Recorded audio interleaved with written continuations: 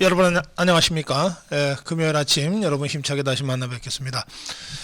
오늘 금요일은 특별 편성으로 2시간 방송 진행하겠습니다.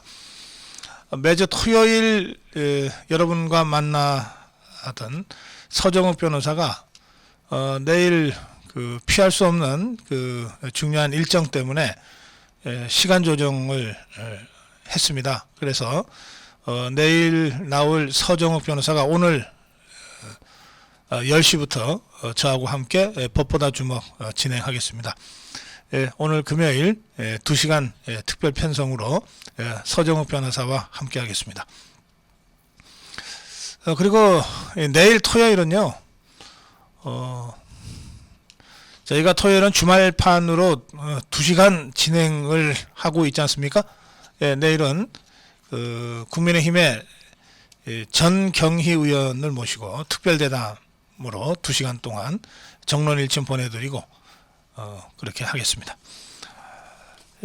한덕수 총리가 아베 일본 전 일본 총리의 국장에 참석하기 위해서 27일 조문단을 이끌고 일본을 가기로 했습니다.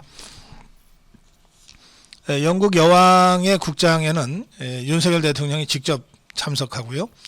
일본 총리의 국장에는 한덕수 총리가 참석하는 걸로 이렇게 조정이 됐습니다. 한덕수 총리가 조문단 대표로 참석을 하는데, 여기에 정진석 국회부의장이 조문단 부단장으로 동행한다는 보도인데, 국민일보 보도인데요. 이게 좀 적절하지 않은 것 같습니다. 우선 정진석 국회부의장직을 내려놓겠다고 하는 입장을 이미 표명했습니다. 그리고 정진석 국회부의장은 이제 국회부의장이라기보다는 집권당의 비대위원장입니다. 집권당의 비대위원장이면 총리가 단장으로 있는데 부단장을 맡는 거가 이게 모양이 참 이상하지 않습니까? 어떻게 집권당의 대표가 총리 밑에 부단장을 맡을 수 있습니까? 뭐 자리 욕심이라면 이건 좀 자제가 돼야 되겠고, 이런저런 정치적 프로토콜, 의전 프로토콜의 잘못이라면 바로 잡는 것이 필요합니다. 어쨌든 윤석열 대통령은 이번 20날 유엔에서 기조연설을 하고 난 다음에 기시다 후미오 일본 총리와 정상회담을 먼저 합니다. 우리 대통령이 일본 총리와 정상회담을 먼저 하고, 그리고 그 일주일 후에 한덕수 총리가 아베 전 총리의 국장에 참석하는 일정은 지난 5년 동안 문재인 좌파 정권 하에서 벌어질 대로 벌어진 한일 관계를 정상화하는데 상당한 모멘텀이 될 수 있다, 그렇게 평가합니다. 그런가 하면 지금 저 더불어민주당에서 도대체 무슨 일이 벌어지고 있는지요. 당원들을 제명하고 있어요. 근데 이재명이가 칼을 휘둘러서 당원들을 쳐내고 있는데, 어떤 당원들이냐 하면 지난 대선 때 이재명 찍느니 차라리 윤석열 찍겠다는 식의 글을 더불어민주당 당원 홈페이지에 게시한 문파들, 그러니까 문재인 지지자들을 솎아내서 지금 제명 처리를 하고 있다고 합니다. 이게 뭐 전체주의라는 게 별 겁니까? 생각 다르다고 잘라내는 거, 이런 게 전체주의죠. 이 사람들은 의사표현을 했을 뿐입니다. 무슨 적극적인 해당 행위를 한 것도 아닌 것 같은데. 그리고 아닐 말로 말은 맞잖아요. 이재명이 찍느니 윤석열 찍지. 그래서 윤석열 대통령 당선된 것 아닙니까? 그런데 그런 사람들을 무작스럽게 칼을 휘둘러서 제명을 해요. 이 제명당한 사람들이 올린 글입니다. 야, 게시판 일일이 뒤져서 문파들 다 쫓아내다 보다. 부지런하기도 하다. 나도 제명당했다.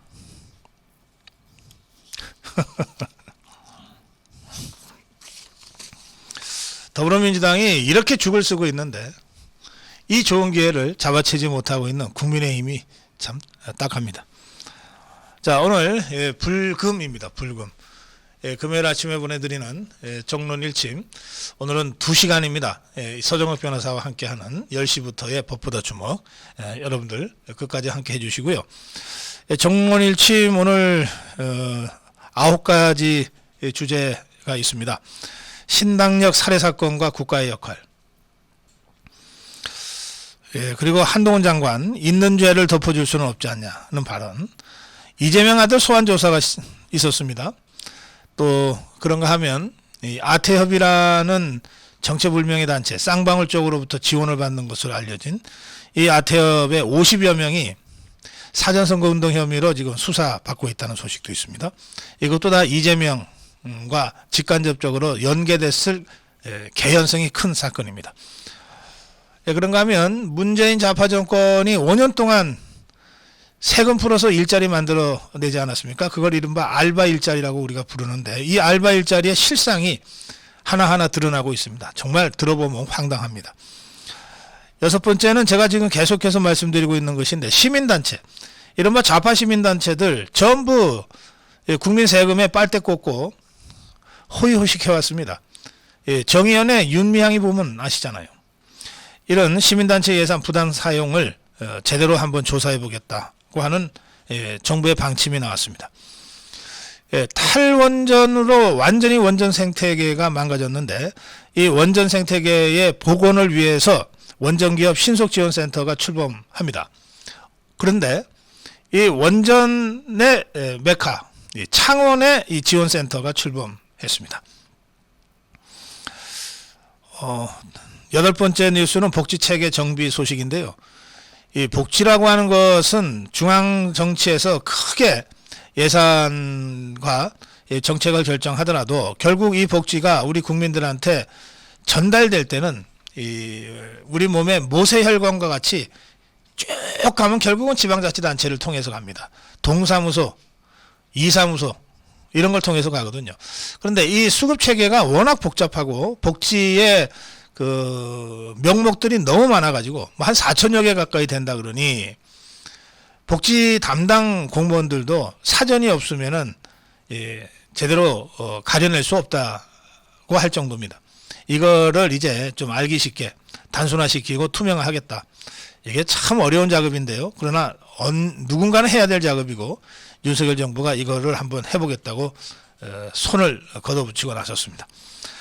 마지막으로 대통령실이 새 영빈관을 짓기로 했습니다. 영빈관, 국빈 방문이라든지 여러 주요 행사 때 그 행사를 소화하는 그런 영빈관이 지금 없습니다.